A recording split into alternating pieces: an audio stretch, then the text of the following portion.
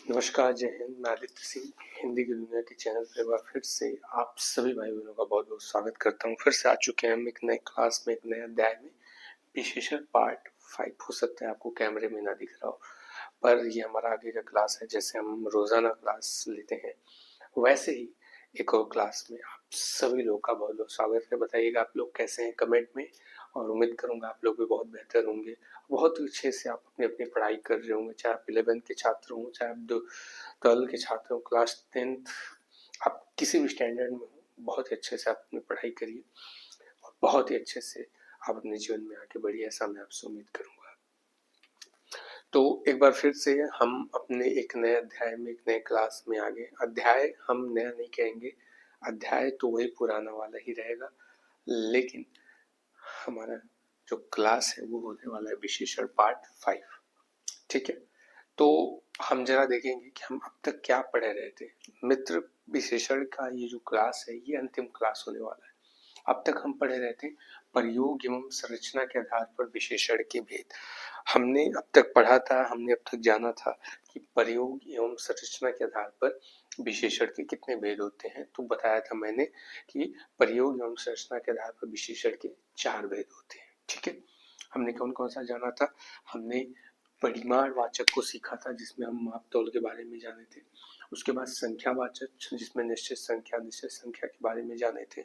उसके बाद हमने अपनी आखिरी की क्लास में पढ़ा था, यानी इस क्लास के पहले हमने जो पढ़ा था वो पढ़ा था सार्वनामिक विशेषण।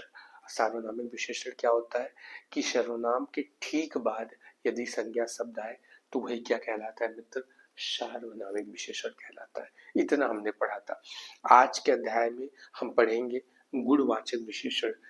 इवन पढ़ेंगे नहीं, इसको हम सीखेंगे, इसको हम जानेंगे आज की क्लास में। गुणवाचक विशेषण कहते किसे हैं, होता क्या है, इसके क्या क्या उदाहरण हो सकते हैं। इसके बाद विशेषण की कुछ अवस्थाएं होती हैं, विशेषण की 3 अवस्थाएं होती हैं, उसके बाद हम उनको पढ़ेंगे। और विशेषण की अवस्थाएं पढ़ते हुए आज हम विशेषण अध्याय का समापन दे देंगे, जो काफी समय से चल रहा है। इसके बाद हम एक नया अध्याय, एक नया चैप्टर शुरू करेंगे हिंदी व्याकरण पर। ठीक है, चलिए तो एक बार देख लीजिए सभी लोग। थोड़ा सा मुझे जगह चाहिए, इसलिए इसको मैं मिटाऊंगा, तभी मैं आपको गुणवाचक विशेषण पढ़ा पाऊंगा। देखिएगा आप सभी लोग, समझा करिए। कॉपी पेन लेके भी बैठेंगे, नहीं बैठेंगे तो ध्यान से सुनेंगे। चीजें आसान होती है, इतनी टफ होती नहीं। ठीक है, आपको बस सुनना है, समझना है क्या है। जो मित्र हमें पढ़ना है विशेषण, वो है गुणवाचक विशेषण।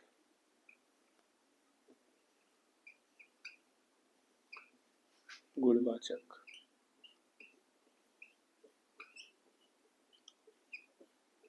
विशेषण, गुणवाचक विशेषण ये हमें पढ़ना है, जो कि प्रयोग एवं संरचना के आधार पे विशेषण का मित्र कौन सा भेद होता है।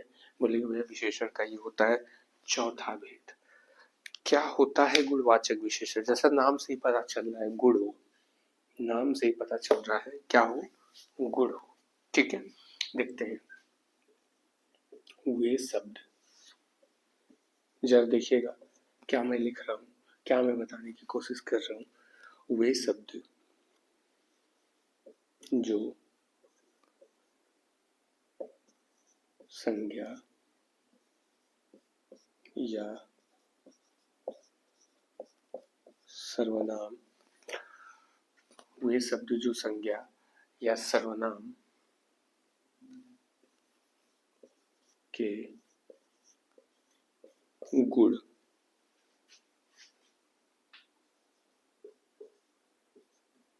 दोष, रंग, आकार, स्वाद आदि के, ये मैं परिभाषा लिख रहा हूं, आदि के बारे में वर्णन करें।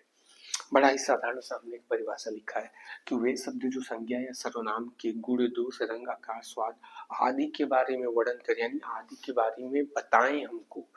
क्या बताएं कि वे शब्द जो संज्ञा या सर्वनाम, संज्ञा क्या होता है, सर्वनाम क्या होता है, ये दोनों ही मैंने आपको बता रखा है। तो वे शब्द जो संज्ञा सर्वनाम के दोष को बताए या उसके गुण को बताए या उसके रंग को बताए या उसके आकार को बताए या उसके स्वाद को बताए, मित्र वही कहलाता है गुणवाचक विशेषण। अब एक एक उदाहरण हम इन सभी के अंदर, जो भी मैंने विशेषण के अंदर लिखवाए हैं, जो भी मैंने उसके अंदर लिखवाए हैं कि दोष रंग, इसके अंदर हम रख कर देखेंगे, तब हम अच्छे से समझ पाएंगे कि गुणवाचक विशेषण किसे कहते हैं।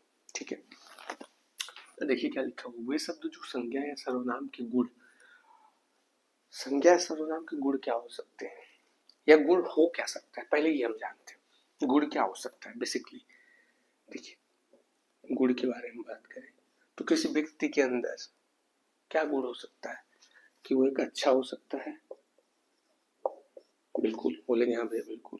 वो एक ईमानदार हो सकता है, हाँ ये भी तो गुण है भाई, बिल्कुल हो सकता है। वो एक दयालु व्यक्ति भी तो हो सकता है, हाँ ये भी गुण है।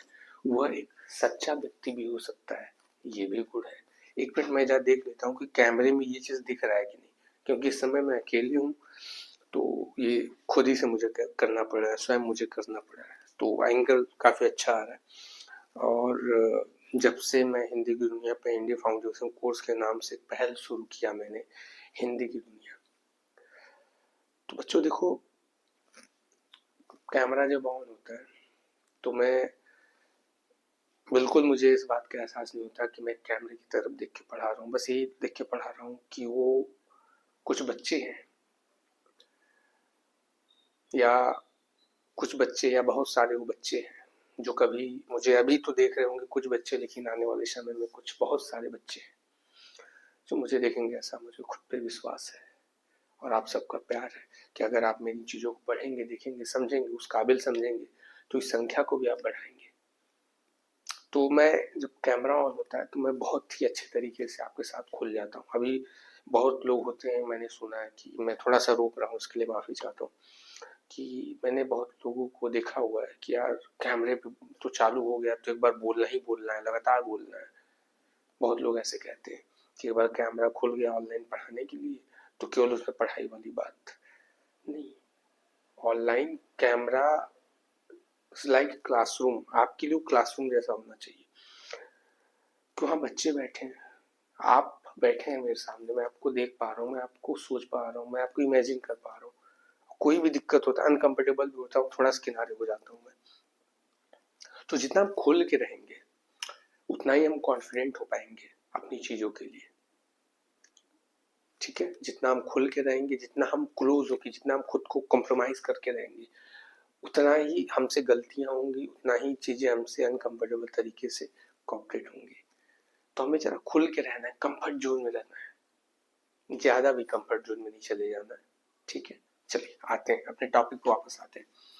तो हम क्या कह रहे थे कि वे शब्द जो संज्ञा या सर्वनाम के गुण, दोष, रंग, स्वाद आदि के बारे में बता रहे भैया, वही होता है गुणवाचक विशेषण। तो हमने गुण को उठाया, हम कहे लाओ भैया जरा गुण से चेक करते हैं कि क्या क्या हो सकता है। तो हमने जाना गुण के अंदर अच्छा, अच्छाई भी आती है, ईमानदारी भी आती है, दयालु भी आती है, एक सच्चा व्यक्ति है। वो सच्चा व्यक्ति कैसा है, सच्चा है, तो उस व्यक्ति के अंदर जो वो सच्चाई, वो भी तो उसका गुण हुआ कि नहीं, बोलेंगे हाँ भैया बिल्कुल हुआ। तो यह गुण हो सकता है। अच्छा देखते हैं दोष क्या हो सकता है। अगर दोष के बारे में बात करें, हालांकि दोष भी एक विशेषण है, गुणवाचक विशेषण के अंतर्गत दोष भी आता है, तो दोष हो क्या सकते हैं। अब भैया हम ईमानदारी की बात कर रहे थे, क्या वो बेईमान नहीं हो सकता है यार। बेईमान क्या है, एक दोष है। क्या है, एक दोष है। डरपोक, ये भी भैया एक दोष है। क्या है, दोष है। अच्छा और क्या हो सकता है, कायर, ये भी एक दोष है। ये भी क्या है, एक दोष है। और क्या मैंने लिखा है, रंग लिखा है। अब रंग तो सब लोग बता देंगे, रंग क्या हो सकता है। रंग भी एक विशेषण है, गुणवाचक विशेषण। तो रंग में क्या क्या आ सकता है, लाल, जितने भी कलर आप जानते हैं, पीला, हरा, ठीक है, आदि सारे रंग आपके विशेषण, गुणवाचक विशेषण के अंतर्गत आते हैं। मित्र यहाँ पे आकार के बारे में बात किया। आकार किसे कहते हैं, शेप को कहते हैं। आकार किसे कहते हैं, SHAPE, शेप को कहते हैं। तो आकार भी गुणवाचक विशेषण के अंतर्गत रखा गया है। तो आकार क्या होता है, मैं यहाँ पे लिख दे रहा हूँ। आकार क्या हो सकता है, देखिए अभी मैं बताऊंगा विशेषण कैसे। बहुत लोग समझ नहीं पा रहे होंगे कि आकार कैसे गुणवाचक विशेषण है। तो देखिएगा, आकार जैसे लंबा, जो लंबा है, ये जो शब्द है ये आकार ही तो बता रहा है। वो व्यक्ति बहुत लंबा है, वो व्यक्ति कैसा है, बहुत लंबा है। तो उस व्यक्ति का गुण क्या है, उस व्यक्ति की विशेषता क्या है कि वो लंबा है। ठीक है, लंबा, चौड़ा, है ना। और क्या हो सकता है, वर्गाकार, ये भी क्या है, एक आकार ही तो है। और क्या मैंने लिखा मित्र, स्वाद लिखा है। आहा, स्वाद क्या हो सकता है, क्या स्वाद भी परिणामवाचक विशेषण गुणवाचक विशेषण के अंतर्गत आता है? जी हाँ, स्वाद भी गुणवाचक विशेषण के अंतर्गत आता है। ठीक है, अब स्वाद में क्या क्या आ सकता है। स्वाद में जैसे कोई चीज बहुत कड़वी है तो कड़वा भी तो एक स्वाद ही हुआ। कड़वा भी तो एक स्वाद ही हुआ। ठीक है, मीठा भी तो एक तरीके से स्वाद ही हुआ। कोई चीज हम खा लेते हैं, और जैसे बहुत लोग पानी पूरी के शौकीन होंगे इसमें, तो उनको खट्टा खाना बड़ा अच्छा लगता होगा। तो खट्टा भी तो एक स्वाद ही है कि नहीं, बताइएगा। खट्टा खट्टा भी तो एक स्वाद ही है। जैसे आम बहुत खट्टा है, तो आम कैसा है, खट्टा है। आम का क्या विशेषता बताई जा रही है कि आम कैसा है, खट्टा है। तो खट्टा जो है वो विशेषता है किसकी, आम की। तो परिणाम गुणवाचक, मैं बार बार परिणाम बोल रहा हूँ, इसके लिए माफी चाहता हूँ। मैं गुणवाचक विशेषण हम पढ़े नहीं, तो हमने यहाँ पे ये सीखा, हमने यहाँ पे ये जाना कि वे शब्द जो संज्ञा या सर्वनाम के गुण, दोष, रंग, आकार, स्वाद आदि के बारे में बताए भैया, आदि के बारे में बताए, वही हमारा क्या कहलाता है, गुणवाचक विशेषण कहलाता है। जहां हम एक एक एग्जाम्पल को लिख के भी समझे। ठीक है, तो उम्मीद करता हूँ आपको ये बेहतर तरीके से समझ में आया होगा कि वे शब्द जो संज्ञा या सर्वनाम के गुण, दोष, रंग, आकार, स्वाद आदि के बारे में बात करें। ये अच्छा जो शब्द है ये किसी व्यक्ति के बारे में बता सकता है, ये किसी संज्ञा सर्वनाम के बारे में भी बता सकता है। बेईमान, ये भी किसी संज्ञा या सर्वनाम के बारे में बता सकता है कि वह व्यक्ति बेईमान है, वो व्यक्ति ईमानदार है ना। आकार, जैसा मैंने कहा, वो व्यक्ति बहुत लंबा है, ये भी संज्ञा सर्वनाम के साथ इस्तेमाल करके उसके बारे में बता सकता है। ठीक है, उसको संबोधित कर सकता है। तो मित्र यही होता है हमारा गुणवाचक विशेषण। तो आज हमने प्रयोग एवं संरचना के आधार पर विशेषण के इस अंतिम भेद को, जो कि विशेषण में देख रहा हूँ 2 महीने से चल रहा था। ठीक है, कभी तो ऑनलाइन सेटअप नहीं था मेरे पास, तो उसके लिए बहुत डिले हुआ। एक सपना था, ऐसे लग रहा था कि सब खत्म हो जाएगा। जो सोच के मैं शुरू किया था कि आज नहीं तो कल शुरुआत धीरे होगी लेकिन होगी जरूर, वो एक बीच ऐसा लगा कि जैसे ये सपना मानो टूट सा गया। लेकिन फिर चीजें बदली, थोड़ी सी लोगों से सहानुभूति मिली, फिर मैं फिर से अपने हौसले जुटाया और फिर से चीजों को मैं कि अपने बलबूते पे कर लिया। ठीक है, चलिए, तो हम गुणवाचक विशेषण को पढ़ लिया। उसके बाद इसमें अगर आप विशेषण अध्याय पढ़ते हैं तो एक चीज, मैं इसको मिटा रहा हूँ, एक चीज इसमें हम और पढ़ते हैं, विशेषण की अवस्थाएं। इसमें हम एक चीज और पढ़ते हैं, विशेषण की अवस्थाएं। एक बार हम चीजों को देख लेते हैं। विशेषण की अवस्थाएं क्या होती है, विशेषण की अवस्थाएं।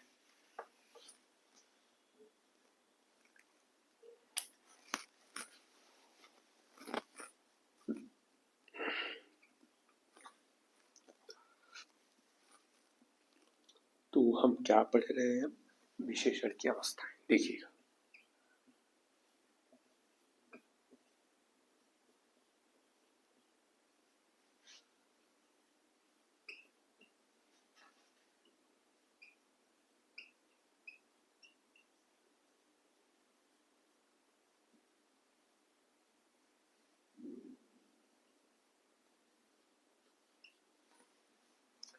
विशेषण की अवस्थाएं। ठीक है,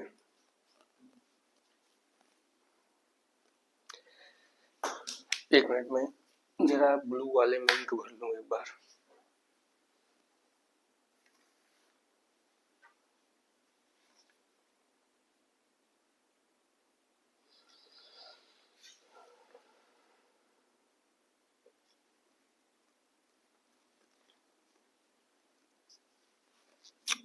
ठीक है, आ जाइए, देखिए सभी लोग।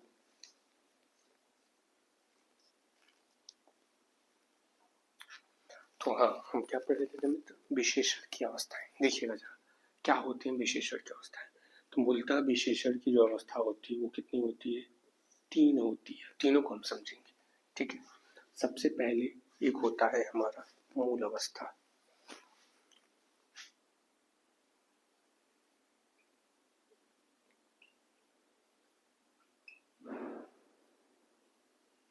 मूल अवस्था एक होता है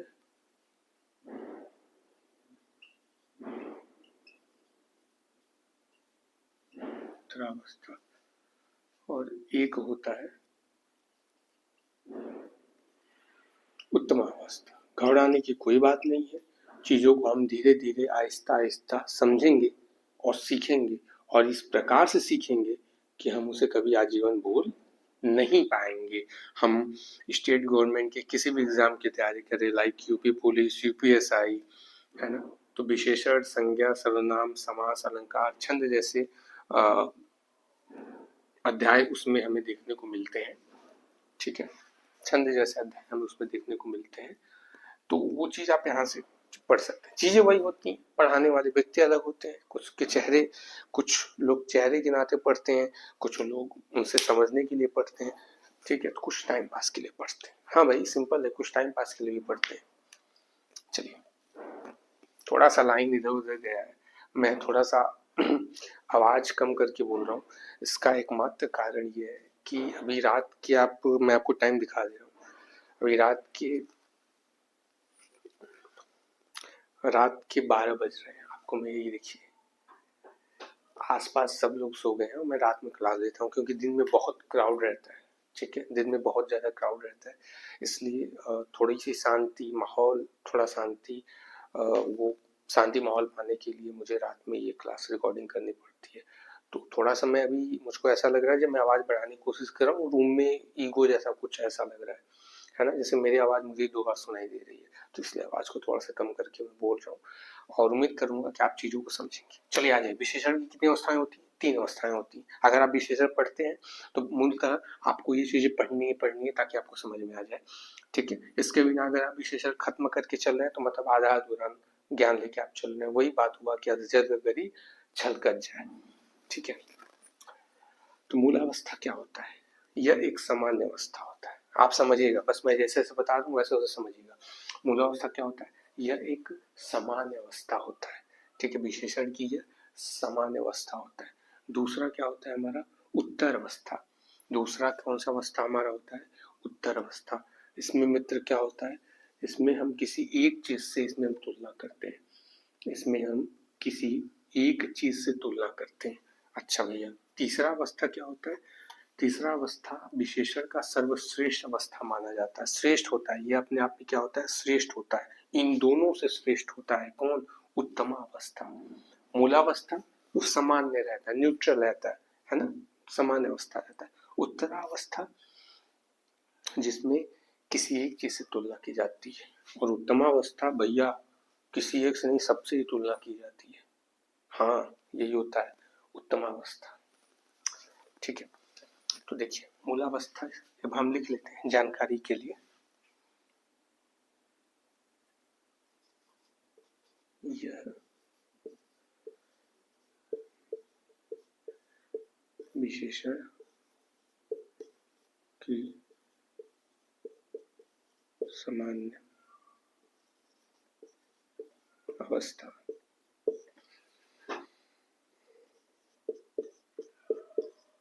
होती है। खत्म। मूलावस्था क्या होती है? मूलावस्था क्या होती है कि विशेषण क्या होती है? सामान्य अवस्था होती है। उत्तरावस्था क्या होती है?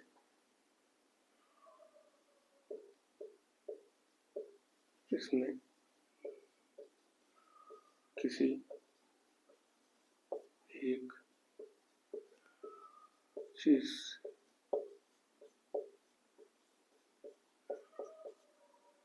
तुलना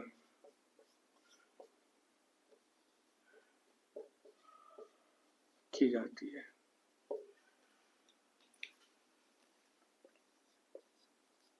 इसमें सभी, मैं लिखवा दे रहा हूँ तभी अभी आपको समझ में आएगा। इसमें सभी से कितनी गलती हो रही है। तुलना,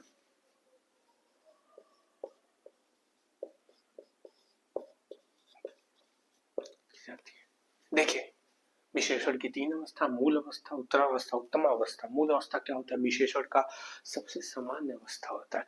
उत्तरावस्था जिसमें किसी एक चीज से तुलना की जाती है। केवल मेरी बातों को समझिएगा, हम आपको इसको और अच्छे से समझाएंगे, इसकी नस हम फाड़ देंगे जब हम एक एक उदाहरण इसमें शामिल करेंगे। और उत्तमावस्था क्या होता है? जिसमें हम सभी से तुलना कर देते हैं, जो अपने आप में सर्वश्रेष्ठ अवस्था होता है। भैया हमको समझ नहीं आया, ऐसे समझ में आएगा।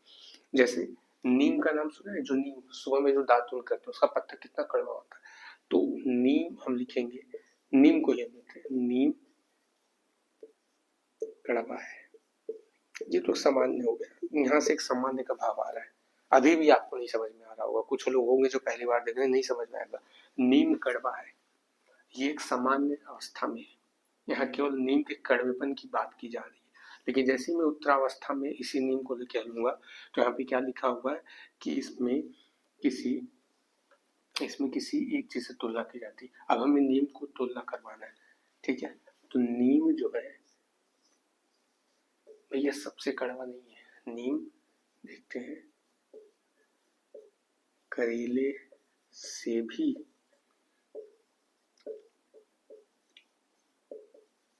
कड़वा होता है। मैंने इसके बारे में क्या लिखा था? उत्तरावस्था देखिएगा, इसमें किसी एक चीज से तुलना की जाती है। नीम करेले से भी कड़वा है। पहले तो नीम केवल कड़वा था, लेकिन यहाँ पे एक चीज से तुलना कर दी गई। किससे कर दी गई? करेले से कर दी गई। नीम करेले से भी कड़वा होता है। खत्म। यही उत्तरावस्था है जिसमें किसी एक चीज से तुलना की जाती है। खत्म, कुछ नहीं समझने की, बस इतना ही है कि उत्तरावस्था विशेषण की अवस्था होती है जिसमें किसी एक चीज से तुलना की जाती है। उत्तमावस्था, जब भैया मैं लिख दूं, एक चीज मैं लिख दूं कि नीम जो होती है, नीम सबसे ज्यादा